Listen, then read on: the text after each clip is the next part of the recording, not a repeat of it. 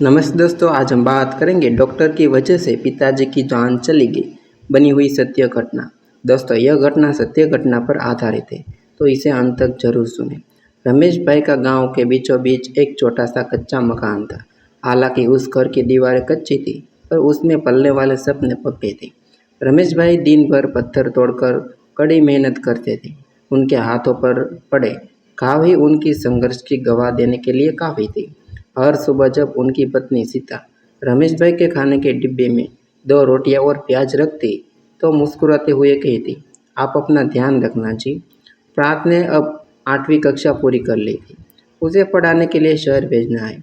रमेश भाई भी मुस्कुराते हुए कहते, सीता, चाहे मुझे अपना खून पसीना ही क्यों न बहाना पड़े, मैं अपने बेटे के हाथों में चीनी हथौड़ा नहीं बल्कि कलम थमाऊंगा।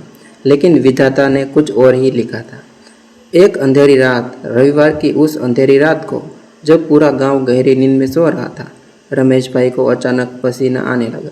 सीने में उठे अनसीने दर्द के कारण वह जमीन पर गिर पड़े। सीता की चीख पूरे मोहल्ले में गूंजी उठी।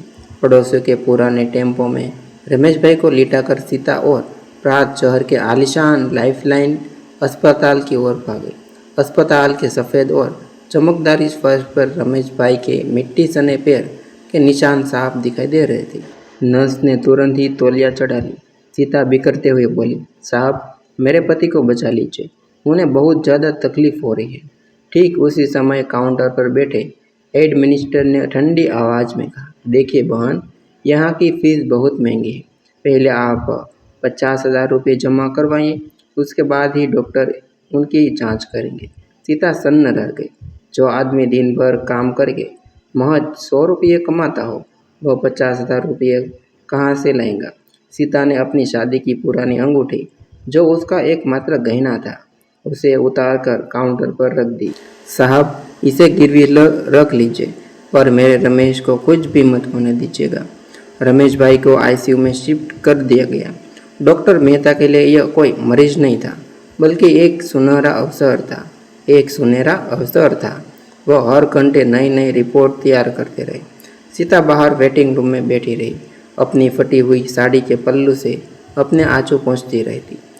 प्रात उसके पास बैठा रहता और उसे पूरा यकीन होता था कि उसके पिता ठीक हो जाएंगे। जब नर्स कंचन बाहर आती, तो सीता उनके पैर पकड़ लेती। कंचन जानती थी कि जो इंजेक्शन रमेश भाई के शरीर में लगने जा रहा था, उसकी कीमत सीता के पूरे महीने के राशन से भी ज़्यादा थी।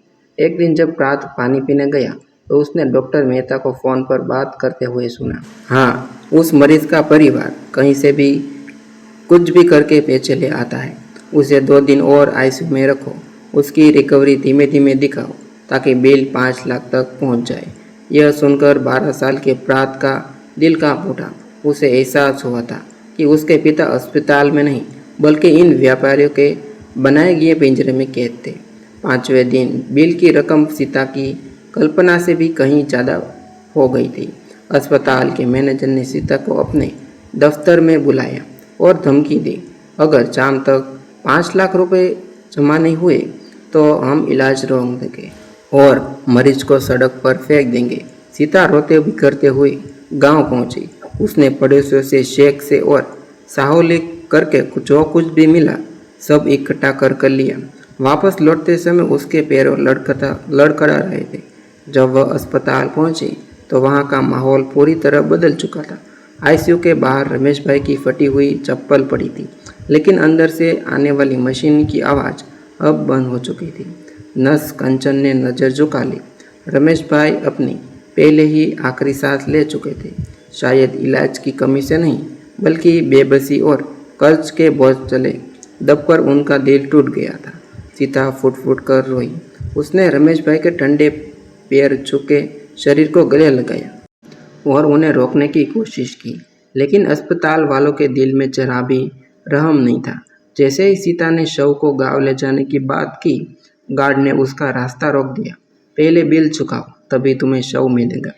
सीता अस्पताल की सीढ़ियाँ पर अपना सिर पटकने लगी। साहब, मेरा आदमी तो चला गया है, अब उसके शव का सौदा तो मत करो, मुझे उनका अंतिम संस्कार करना है। लेकिन डॉक्टर मेहता अपने एसी वाले कमरे में बैठकर हिसाब किताब लगाने में व्यस्त थे। आखिरकार गांव के नौजवान ने चंदा इकट्ठा किया।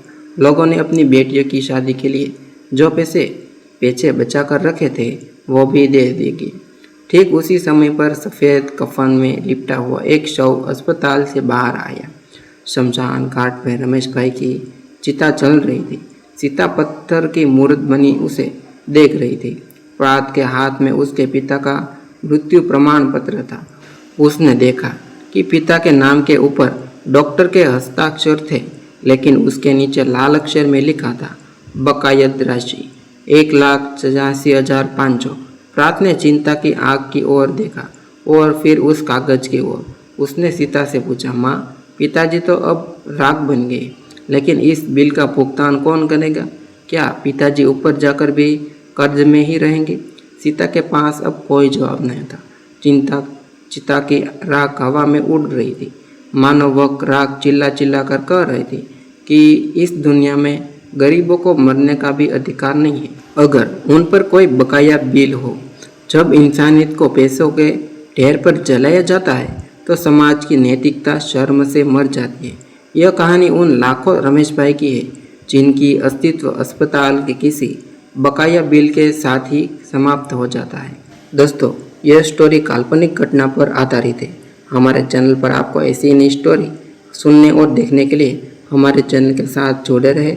हमारे चैनल को आपके जीवन में ऐसे ही प्रेरणादायक जीवन में कुछ नया सीखने मिले और जानने के लिए हमारा चैनल आपको अवश्य प्रेरित करता रहेगा, जो आपके जीवन में बहुत ही उपयोगीदायक होगा।